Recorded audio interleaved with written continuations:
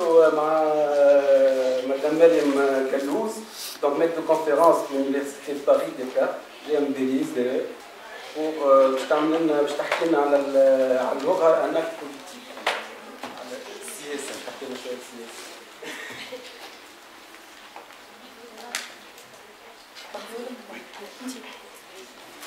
عسلامة. قبل كل شيء نحب نشكر رمزي الشريف على الاستدعاء هذا وزاد جمعية ديرجا اللي قبلتني وقت نعمل البحث الميداني نتاعي في أنثروبولوجيا اللغة والسوسيولينغويستيك التنمية الاجتماعية وعلى النخب التونسية وعلاقة النخب التونسية باللغات. ونحن كمعناتها باحثين كي نمشيو نخدموا على جمعيه من الجمعيات سواء جمعيه ديرجا ولا جمعيه تدافع على اللغه العربيه ولا جمعيه تدافع على المديريه، مش معناتها نحن ننتميوا للجمعيه والا موافقين الجمعيه على كل شيء، بالعكس ساعات نجموا زاد حتى نفيدوا الجمعيه بنظره نقديه ولا حاجات هكا، لكن نحن يعني مطلوبين زاد بالموضوعيه نتاعنا كباحثين، هي حاجه معناتها مهمه برشا لنا نحن. نحب نبدا المحاضره هذه بحكايه صارت في روسيا وقت السوفييت في الفتره السوفيتيه، ووقتها فما ثلاثه عباد يخدموا في معمل، 3 بروليتير يخدموا في معمل، والاولاني جاي مخر برشا طردوه بس خايب خدام خايب. الثاني جاي بكري برشا طردوه على خاطر جاسوس، والثالث جاي في الوقت قد حطوه في الحبس على خاطر عنده مونجيلا سويس. دونك نحن في تونس هذه حاجه لاحظتها في البحث الميداني نتاعي مع كونفيرون انثروبولوجيك على حاله اللغات اللي مثلا ديبيوتي ولا والي مثلا لقيناها مع والي سوسه مسكين تربس قدام ماكرون قدام ساركوزي دخل بعضهم ما عرفش يتكلم بالسوري، صاغي مش مشكل كلا على راسه قامت القيامه كيفاش والي ما يعرفش يتكلم بالفرنسي وكذا. ما من الناحيه الاخرى وزاد ريناها مع سونيا بنتوليه كيف مسكينه كلات كيفاش. ومش الناحيه الاخرى عندنا كريمه سويد كانت حابه تتكلم بالفرنسي كيف كلات على راسها، هذاك ما اللي جات بكري شويه للمعمل. واللي بداو يحكيو على الدارجه كيف سافا با. دونك اون فيت في بلادنا عندنا هكايا شويه كل شيء سافا با، معناتها هذا خايب وهذا خايب وهذا خايب، ونحن كباحثين نحبوا نفهموا معناتها علاش هذايا وشنو بقعه وقيمه كل لغه في المجتمع نتاعنا. كي رمزي استدعاني قلت له مش فورسيمون باش نحكي على الدارجه، نحب ناخذ امثله صايره في البلدان الاخرين خاطر تنجم تنفعنا، رغم انه معناتها بعض ساعات الوضع الاجتماعي ماهوش هو بيدو كل، اما تنجم تنفعنا وتنجم تخلينا نفكروا في الوضع التونسي. ظهرت لي مساله الاسم اهم حاجه وحاجه مهمه بتبقى اهم من حاجه مهمه برشا. علاش؟ خاطر شوف توا نحن واحد كي تولد اول حاجه باش يولي هو بالحق انسان، باش يولي بالحق مواطن، باش يولي عنده ذات يسميوه. انتوما واحد تدوروا الا واحد يعيط لك يا سلمى يا مراد، دور خاطر تعرف اسمك. دونك مساله الاسم هي تكون الذات، وتكون مش كان الذات السوبجيكتيفيتي، لكن تكون الذات مع الذات الاخرى لا سوبجيكتيفيتي، هي حاجه مهمه زاده برشا. ونعرفوا زاده الاسم بعد ساعات فما عباد يكرهوا اساميهم ما يحملش الاسم نتاعو، وفما واحد نجم يكون اسمه ناجح ووحيد وكان دوبل. دونك عندنا الاسامي هذوما فيهم شويه مشاكل معناتها. ومساله الاسم كيفاش نسميو اللغات زاده مهمه برشا على خاطرها تورينا اللي اللغه ماهيش كان مساله لغويه، اللي اللغه هي مساله سياسيه، اللي هي مساله اجتماعيه وذاتيه تمس الذات. ولذلك علاش بعد ساعات نشوفوا عباد عندهم باش يضاربوا القبيله على خاطر لا يتكلم هكا ولا ما يتكلمش هكا، على خاطر تمس الذات. وريناها زاده في المجلس التاسيسي عرب وسياح وكل على خاطر اللغات. ونجموا ناخذوا في بلدان اخرى مثلا اون غريس كيفاش العركه ما بين الديموتيكي والكاتاريغوسا وقت اللي حبوا يترجموا البيبل بالديموتيكي، العباد خرجت في الشارع والكرتوش ضرب، وفما عباد ماتت على خاطر اللغه، لكن هما في الاصل ما ماتوش على خاطر اللغه. اللغه هي نجم نقولوا كفيترينا معناتها محطوطه وراها نظرات سياسيه وراها نظرات اجتماعيه. اللي يدافع على اللغه العربيه عنده نظره للمجتمع، اللي يدافع على الفرنكوفونيه عنده زاده نظره، اللي يدافع على الدارجه عنده نظره زاده. اللغه انا كسوسيولينغويست وسوسيولينغويستيك اللي انا ننتمي لها اللي هي نقولها سوسيولينغويستيك كريتيك، كلمه لغه ما تعترفش بها برشا الحقيقه. معناتها وكلمه هويه ايدونتيتي زاده عندنا مشكله. نحن نعطيو نظره نقديه للكلمتين هذوما اللي هما لغه وهويه، ونجموا تقولوا لي هم مرسى دينا نقد ومعناتها جي باش تحكي عن اللغات وعن الهويه، قلت لنا لا اللغه الهويه بالحق معناتها يمكن كلامي باش يقلق شويه، اما خاطر نظره نقديه زاده على المصطلحات هذوما. علاش اللغه ما نجموش ناخذوها كمصطلح هكاكا معناتها حاضر، على خاطر وقتها يولي معناتها تولي قلش عليها اللغه حاجه مجرده من معنى نتاعها، قلش عليها اون ابستراكسيون. اللغه هي قبل كل شيء فابركه اجتماعيه، فابركه سياسيه. مثلا نجمو ناخذوا اللي نعيطوا لها لا لونغ فرونسيز. شنو هي لا لونغ فرونسيز؟ منين جات لا لونغ فرونسيز؟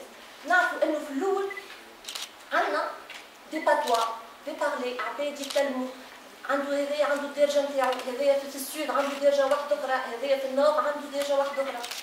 وصار ان مومون ان سارتان مومون صار معناتها كيما الوعي اللغوي، وصار زاد قرار سياسي مهم اللي هو معروف باسم لوردونونس دو ديدي كوتري، اللي هما في وقتها قرروا انه باش تكون اللي باش يسميوها اللغه الفرنسيه واللي هما باش يفرضوها في المؤسسات وباش يفرضوها معناتها في التبادل الاقتصادي وكل شيء، هي لو باتوا دو ليل دو فرانس. لو باتوا دو ليل دو فرانس معناتها هذه تنجم تكون دارجه تاع باريس وضواحيها. معناتها من لي بارلي الموجودين الكل اختاروا واحد بركه اللي هو الباتوا دو ليل دو فرانس، واللي هو فرضوه معناتها في ليبوك هذيك. ومن بعد جات الثوره الفرنسيه وكملوا معناتها هذه الفكره نتاع نختاروا لغه. علاش لغه؟ لانه وراء اختيار لغه ولا فرض لغه ثم فكره اخرى اللي هي فكره ايديولوجيه اللي هي مفهوم ليتا ناسيون، الدوله. ما فماش دوله ما عندهاش لغه رسميه معناتها. سي ليدي دان ليتا ناسيون اللي هو يتكون زاد بانه نفرضوا لغه. في وقت مثلا l'abbé Grégoire اللي نعرفوها عنده عمل لو رابور sur la nécessité et les moyens d'anéantir les patois et d'universaliser la langue française. anéantir معناتها كاريمون كلمه قويه معناتها حب يمحي الدرجات نتاعهم الكل ويفرض لغه بركه. ونجم نشوفوا في الرابور نتاعو مثلا يحكي يقول uniformiser le langage d'une grande nation، ويقول علاش هذا لازم يصير على خاطر نحن فرنسا لازم تكون اون ريبوبليك اون اي انديفيزيبل. معناتها باش تكون ان ايتا ناسيون، باش تكون الفكره نتاع الثوريين نتاع وقتها. شنو الفكره نتاع الثوريين؟ هي انه تكون شعب واحد عنده لغه واحده باش هكاك ما يتفرقوش، باش ينجموا يكونوا مع بعضهم ويعملوا هدف الثوره نتاعهم هما في الوقت هذاك. حتى اللي غلطنا كاريمون en 1794 يسميوه لا تيرور لانغويستيك. لا تيرور لانغويستيك هذايا اش معناتها؟ معناتها اذا كان تستعمل لغه اخرى ولا باتوا ولا دارجه ولا اي حاجه غير اللغه الفرنسيه تدخل الحبس. sera traduit devant le tribunal de police correctionnelle de sa résidence, condamné à 6 mois d'emprisonnement et destitué. معناتها تعداو كمان في التيرور لانغويستيك هذايا تعداو بحاجات اللي هي قرارات سياسيه وهي قرارات قانونيه باش فرضوا اللغه الفرنسيه اللي نحن نعرفوها هي تو شنو هي اللغه الفرنسيه. وفما كتاب نهايه برشا على تاريخ اللغه الفرنسيه كتبوا لودج اسمه لو فرونسي histoire d'un dialecte devenu langue. Rien que le titre il résume tout. C'est un dialecte اللي تفرض على خاطرو c'était le dialecte de la cour du roi. هذيك هي الفكره نتاعو. ونحن عندنا توا شهر ولا شهرين فما نوع زاد هكا شويه غتاني شويه في التيرور لانغويستيك، فما مشروع نتاع نواب قالوا هيا توا لازم يلزم الوزراء والمسؤولين بإلقاء الخطب نتاعهم باللغه العربيه. دونك نحن زاد عندنا لازمنا نخمموا تويك على شكون يفرض وكيفاش اللغه تتفرض.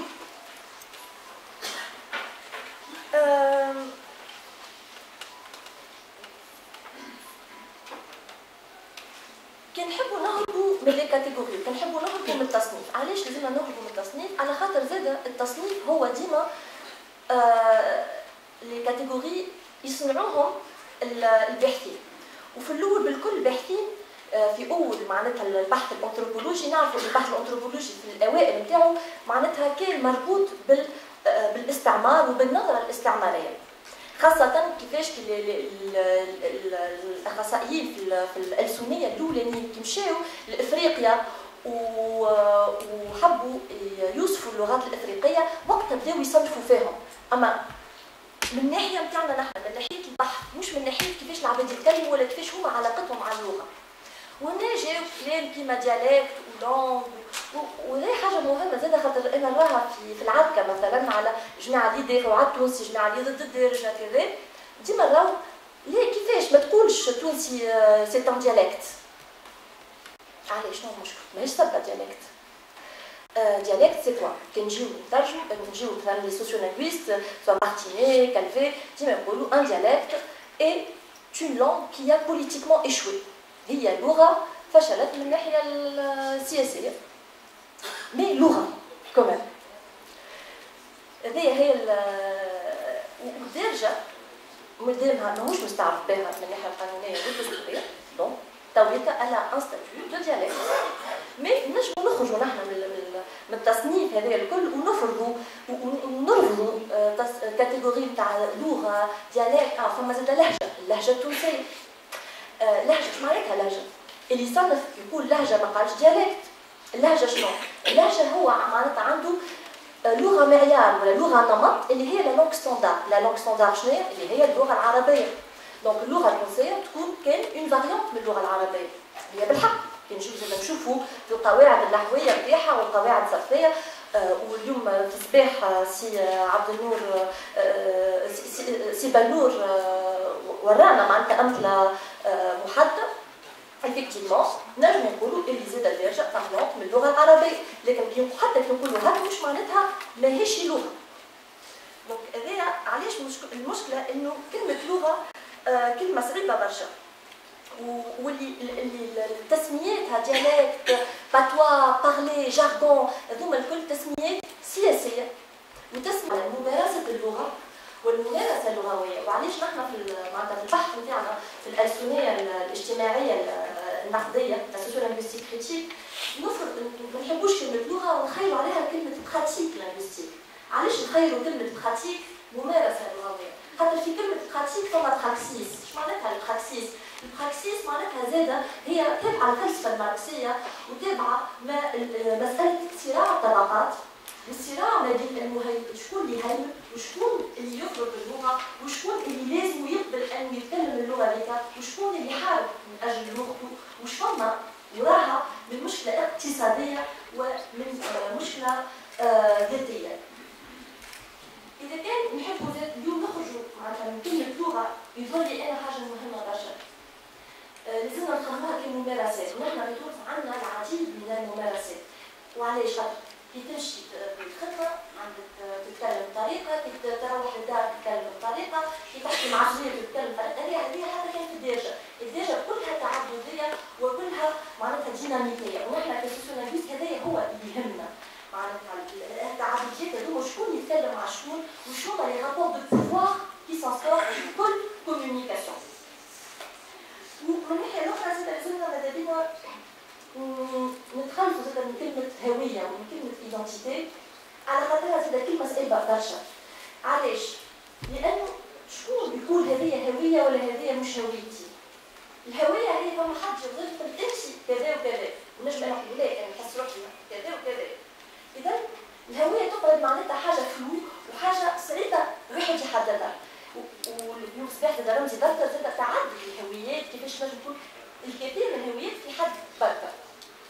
دونك المشكله نتاع الهويه زاده رهيناها مثلا نجموا نسمعوا كلام كيما اللغه لازمنا نستعمل العربيه خاطر هي لغه العروبه، هي لغه الاسلام، هي كذا. معناتها نردوا بالنا على خاطر هذايا الخطاب الرومانسي هذايا على اللغه التونسيه كان يستعمل المستعمر وقت اللي كان يقول لي لونغ افريكان نو سيرف كا دونسي اي شانتي. دونك لازمنا نحن نخرجوا منه الديسكور هذايا زاده. ولا لا لونغ arabe n'est pas prête pour la rationalité. دونك لازمنا زاد هل ما فماش علاقات طبيعيه مثلا نردوا بالنا من الاسونسياليزم لينغويستيك هذايا انه وراء لغه فما خاصيات معينه.